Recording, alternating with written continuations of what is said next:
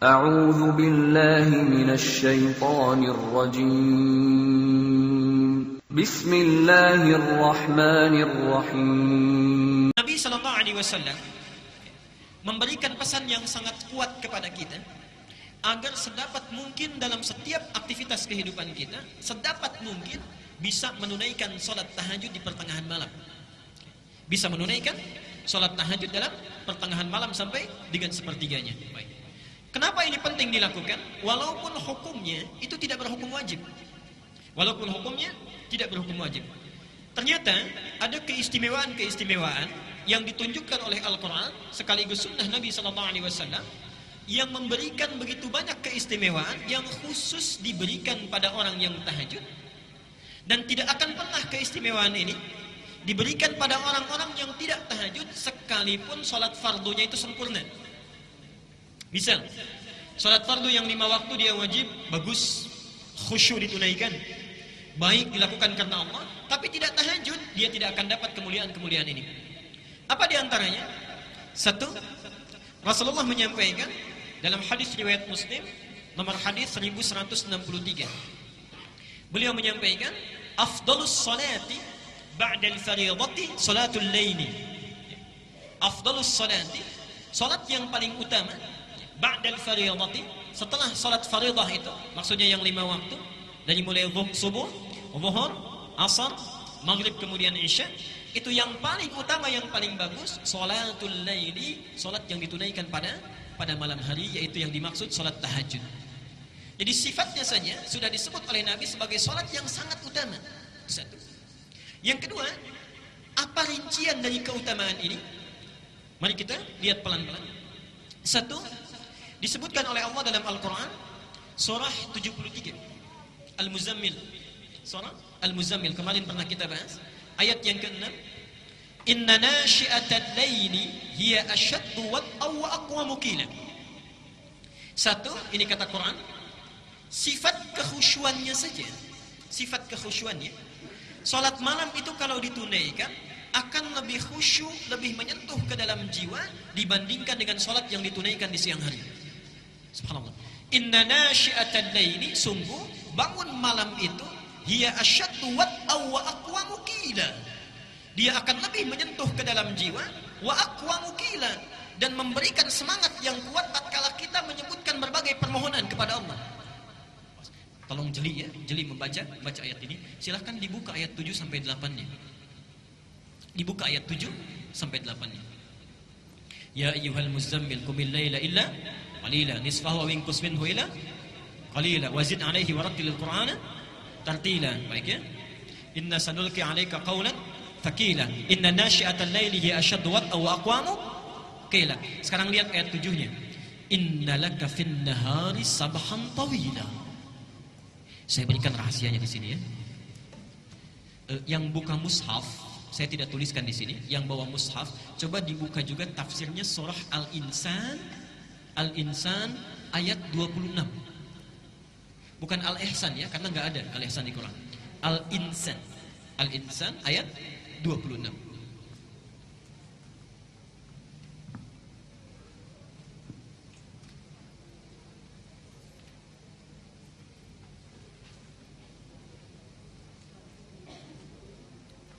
Saya akan tunjukkan betapa Allah menyindir kita dengan bahasa yang sangat halus sekali. Kita buka di surat 73 dulu. Al-Muzammil, inna laka fin nahari. Lihat sini rumusnya, saya garis bawahi. Sabhan tawila. Ini. Lihat sini. Ini yang di Al-Muzammil ayat ke-7. Oke? Sungguh kata Allah, inna laka fin nahari, sungguh engkau itu pada saat siang, sabhan tawila, begitu banyak dan sibuk betul aktivitasnya. Kalau bahasa bebasnya, subhanallah, kamu itu betapa sibuknya pada saat siang. Pekerjaannya untuk kehidupan dunia kita saja. Kerja, sana sini, makan, minum, bahkan tidur dan sebagainya.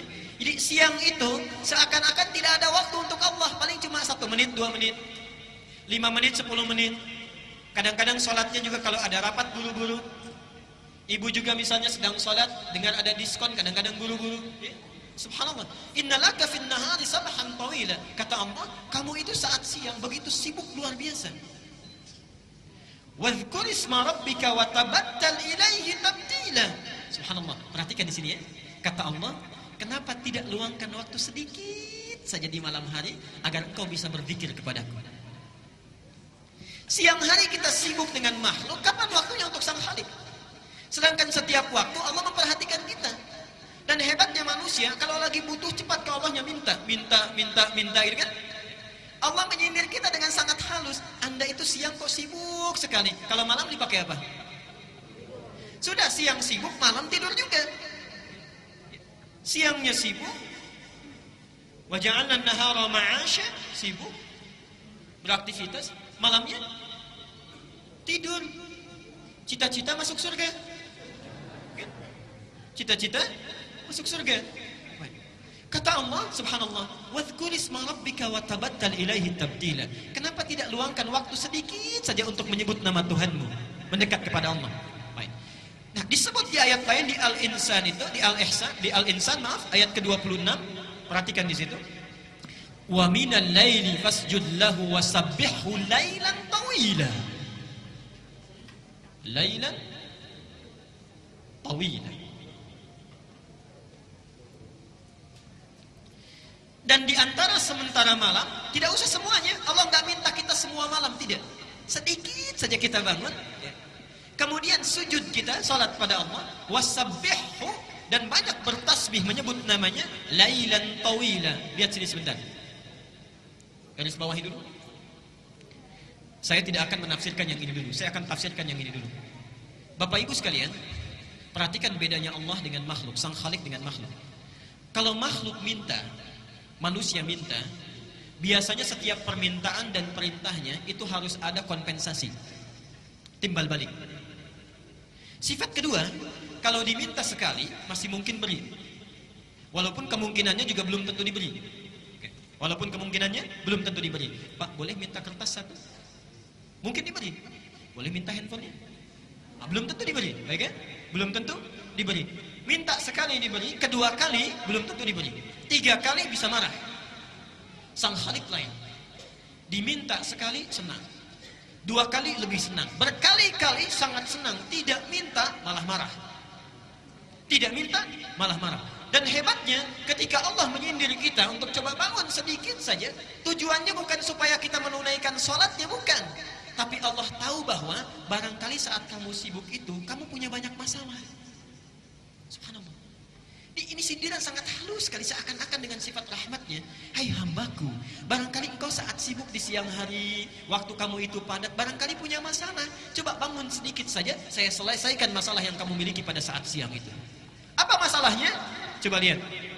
1, lihat kata Allah pahalanya Al-Isra ayat 79 sampai 82. Saya cepat, saya uraikan pertemuan yang lalu. 1, wa minal laili fatahajjad bihi nafilatan laka asa 1 ayyab'atsaka rabbuka maqaman mahmudan. Allah akan angkat derajat, karir, pekerjaan orang yang punya masalah ditempatkan di karir terbaik. Seakan-akan saat malam antum sibuk kalau bekerja siang hari, malam itu ditunggu. Ada nggak yang punya masalah di pekerjaannya?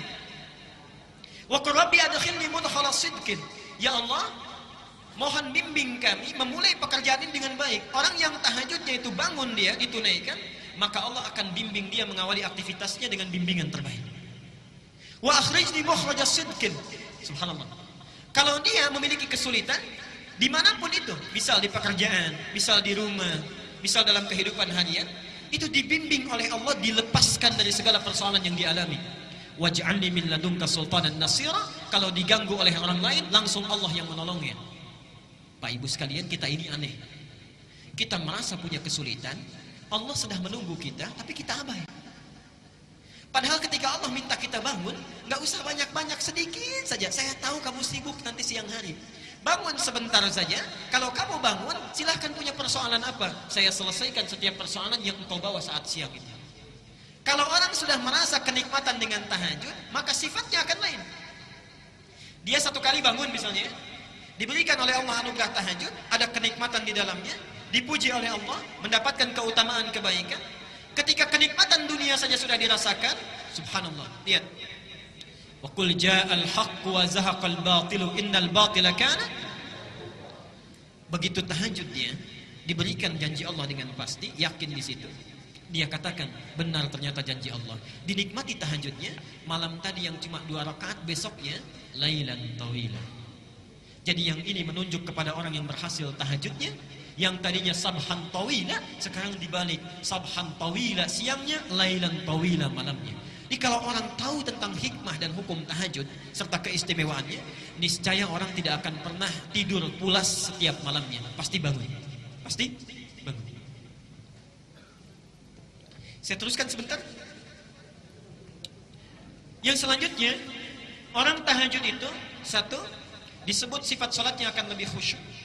Yang kedua, mendapat anugerah kebaikan saat di dunia. Yang ketiga, langsung dipuji oleh Allah di Az-Zumar.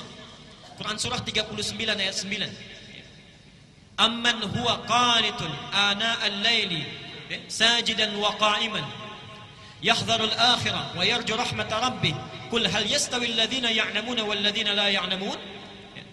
Adakah sama di antara orang-orang yang suka bangun malam dengan khusyuk kemudian sujud berdiri lama karena Allah dengan orang-orang yang tidak beriman? Sedangkan orang-orang yang bangun di malam hari ini, satu, dia takut kalau di akhirat dia tidak akan selamat. Yang kedua, dia mengharap rahmatnya Allah. Jadi diberi kesempatan oleh Allah, setiap bangun kamu mau minta apa? Mau minta apa? Hadisnya qudsi bahkan. Ya ibadi, wahai hambaku, siapa yang kemudian meminta kepada Allah, aku akan berikan. Siapa yang memohon akan dikabulkan. Siapa yang beristighfar mohon ampunan akan diampuni pada saat ini. Subhanallah. Dan yang terakhir, ini tolong catat dengan baik ya. Allah sediakan surga khusus bagi orang-orang yang selalu mendawamkan tahajud. Jadi ada surga khusus nanti, ada surga khusus ya, tingkatannya yang disediakan bagi orang yang selalu konsisten tahajud. Dalilnya Quran surah 51. 51 kalau dibalik berapa? 15, ayat 15 sampai dengan 18. Ini saya mohon maaf ya, ini ada beda Al-Ihsan dengan di Pandeglang Masjid Agung. Kalau di Pandeglang itu yang disolatkan orang, yang di sini jam. Jadi jamnya udah hilang itu. Ya, kanan kiri itu. Disampaikan tadi jamnya sudah mati Bapak ini. Jadi nggak sempat lihat yang berapa sekarang. Tapi saya teruskan sebentar. Perhatikan ayatnya. Innal muttaqina fi jannatin wa 'uyun. Sungguh ada orang-orang yang bertakwa itu yang tinggalnya nanti di taman surga. Mohon antum dari sekarang siapkan kira-kira surganya mau di mana. Saya ingatkan lagi ya supaya tidak lupa. Surga itu terbagi 4 level di Quran. Hati-hati, ada 4 level surga. Nanti di setiap level ini sering orang mohon maaf agak keliru memahaminya. Setiap levelnya di situ nanti ada tingkatan, ada surga Aden sampai yang tertinggi Firdaus. Level pertama paling tinggi itu surga bersama Rasulullah sallallahu alaihi wasallam. Surga bersama Rasulullah sallallahu alaihi wasallam. Di sini dibagi dua. Ada yang langsung bersama Nabi, ada yang bertetangga dengan Rasulullah sallallahu alaihi wasallam. Yang langsung bersama Nabi, hadisnya sahih, man ahabba sunnati wa faqad ahabbani wa man ahabbani kana ma'i fil jannah. Siapa yang cinta dengan sunnahku, maka dia sungguh telah mencintaiku. Dan siapa yang mencintaiku, maka dia akan bersamaku di surga nanti. Kana ma'i, yarhamukallah. Kana ma'i, dia akan bersamaku. Yang bertetangga dengan Nabi, perhatikan hadisnya, ana wa kafilul yatimi kahataini fil jannah. Saya dengan pemerhati anak yatim nanti seperti ini di surga, dekat. Ya, dekat bertetangga. Level kedua itu orang yang tinggal di taman surga. Yang tinggal di taman surga. Apa keistimewaan taman surga ini? Taman surga ini keistimewaannya dibandingkan dengan surga biasa langsung disifati oleh Quran, akhidina ma atahum rabbuhum. Kalau surga yang lainnya, misal antum masuk surga di kelas biasa misal, itu kalau ingin minum saja ada pelayan namanya wildanun mukhalladun. Kalau laki-laki dilayani oleh bidadari yang sangat cantik luar biasa. Kalau perempuan oleh pangeran-pangeran surga. Gelasnya saja bi aqwabi wa abariqa wa ka'sim min ma'in. Terbuat dari mutiara-mutiara yang berkilauan dari emas dan perak yang menyatu. Yang sifatnya mala ainun ra'at wala udhunun sami'at wala khatarun ala qalbi bashar. Tidak pernah dilihat oleh mata di dunia, didengar kisahnya oleh telinga, Dan subhanallah, tidak pernah terlintas sedikit pun di benak kita. Itu surga kelas biasa. Tapi surga, di taman surga, perhatikan. Kalau antum butuh apa-apa, itu Allah langsung yang kasih. Kun fayakun ada. Akhirina ma atahum rabbuhum innahum kanu qabla dzalika muhsinin. Mereka langsung dibalas oleh Allah, ingin apapun subhanallah langsung ada Allah yang berikan. Sungguh mereka itu adalah orang-orang yang ihsan saat di dunia. Apa cirinya? Ternyata ciri pertamanya itu orang yang konsisten tahajud. Lihat, kanu qalila minal laili ma yahja'un. Ciri pertamanya, orang-orang ini saat di dunianya sedikit tidurnya. Sedikit tidurnya. Dia hidupkan malamnya. Jadi insya Allah antum mirip-mirip ya. Kalau di situ sedikit tidur, di sini sedikit-sedikit. Tambah sedikit ya. Baik. Kanu qalila minal laili ma yahja'un. Jadi kalau kita rajin tahajud, ya, kita dawamkan ibadah ini, subhanallah. Itu surganya yang sudah menanti minimal taman surga. Taman surga itu minimal. Ya. Kalau antum misalnya tambah lagi dengan yang lain, kita dawamkan misalnya subhanallah, salat sunnahnya yang qabliyahnya 12 rakaat tidak pernah ditinggalkan, didawamkan terus, dibikinkan rumah lagi. Dibikinkan istana di dalam surga. Kalau antum tinggalkan canda yang tidak bermanfaat, misal canda yang tidak bermanfaat itu yang ada bohongnya, hanya untuk membuat orang lain tertawa misalnya, itu subhanallah dibangunkan oleh Allah istana di pinggiran surga. Di pinggiran surga. Alhamdulillah masih penting dapat istana, ya. Di pinggiran surga. Baik, villa lah kalau dalam bahasa kita. Kalau orang yang meninggalkan perdebatan, misal ada debat kusir dan lain sebagainya, kita sudah tidak nyaman dengan itu, kita tinggalkan karena Allah, dibangunkan di dalam surga. Dan orang yang memelihara amal-amal solehnya, diperbaiki lagi, dibangunkan rumah di puncak tertinggi di surga. Sekarang, antum kira-kira sudah merencanakan mau tinggal di mana? Saya cuma kasih 2 pilihan. Kata Quran, minimal, ini yang paling minimal.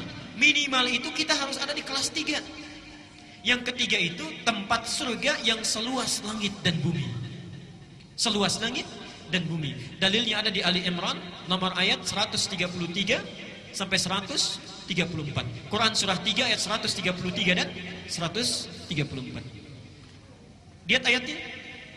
Wasari'u ila maghfiratin min rabb wa jannatin arduha samawati wal ardu 'iddat lil muttaqin. Subhanallah. Sejenak. Kata Allah, segera engkau beristighfar kepada Allah. Mohon ampun taubat kepadanya. Dan bahkan punya cita-cita minimal punya rumah di surga seluas langit dan bumi. Subhanallah. Itu minimal yang akan disediakan bagi orang yang takwa. Apa amalannya? Ustaz, saya nggak sempat kalau tahajud. Tilawah Quran saya kurang bagus. Puasa juga kayaknya kurang mampu. Apa yang bisa dilakukan? Subhanallah. Lihat 134-nya. Alladzina yunfikuna fis sarra'i wad dharra. Dia gemar membantu sesamanya. Ada tetangganya kurang dia bantu. Walaupun cuma cukup air putih, dia bantu orang lain. Apa yang bisa dia persembahkan dia berikan. Wal kadhiminal ghaidha. Dia sanggup menahan amarahnya. Wal 'afina 'anil nas, ada orang salah dia maafkan. Jadi antum misalnya kalau sadar diri kita punya kemampuan amalan, tidak bisa melakukan yang lain, tunggangi yang lainnya. Pak, ada seorang pemuda, ini kisah ayat ini disampaikan. Seorang pemuda, Rasulullah sedang taklim seperti ini. Tiba-tiba kata Nabi, saya dengar langkah penghuni surga. 3 kali disebutkan, Ali dengan Mu'adz itu penasaran. Ketika penasaran diikuti sampai rumahnya, dilihat orang ini satu tidak tahajud. Yang kedua, bacaan Qur'annya terbata-bata, tidak lancar. Subhanallah. Yang ketiga, saat Mu'adz dan Ali puasa, dia tidak puasa sunnah. Besoknya penasaran ditanya, kata orang ini, kata pemuda ini, lastu min ahli tahajud. Saya memang tidak mendawamkan tahajud. Walastu min ahli siyam, saya pun bukan termasuk orang yang ahli puasa. Walam ujid qiraatul Qur'an, dan bacaan Quran saya tidak sebagus kalian. Perhatikan jawabannya. Walakin 'indi 'amalun afrahu bihi amama rabbi. Tapi saya punya satu amalan yang saya harapkan banggakan di hadapan Tuhanku Allah Subhanahu wa taala. Apa amalannya? Setiap sebelum tidur berusaha memaafkan orang yang punya salah kepadanya. Berusaha memaafkan orang yang punya salah kepadanya. Yang terakhir, ini surga yang keempat, ini tingkatannya para ulama mengistilahkan surga kelas ekonomi yang biasa. Tidak disebutkan bagaimana keutamaannya, yang penting surga saja, surga saja. Nabi hanya menggambarkan ma la 'ainun ra'at wa la udhunun sami'at wa la khatarun 'ala qalbi bashar. Kalau antum bercita-cita dari sekarang, tolong rencanakan kira-kira satu keluarga mau di mana. Awas ya, ini saya serius. Jangan sampai ibunya itu ada di tingkat 3, bapaknya di tingkat 2. Yang menarik, anaknya di tingkat 1. Awas, hati-hati. Berlaku hadis Nabi, saat kita masuk surga, dibukakan pintu surga, itu baru masuk, tempatnya belum. Kita memiliki tempat kita, itu diminta baca Quran dulu. Faqra wa rattil, fa inna akhira qiraatika akhiru manzilatika. Baca Quran yang biasa engkau baca di dunia itu dengan tartil. Kenapa bahasanya ada tartil? Tartil di sini agak panjang. Karena ibu bapak sekalian, saya ilustrasikan dan tidak sesuai gambaran ini dengan kenyataannya nanti. Allahu a'lam. Ketika orang diminta masuk oleh malaikat ke surga, dibukakan pintu surga, ya. Salamun alaikum bima sabartum. Selamat, Anda bisa masuk surga dengan sabar karena sabar saat di dunia.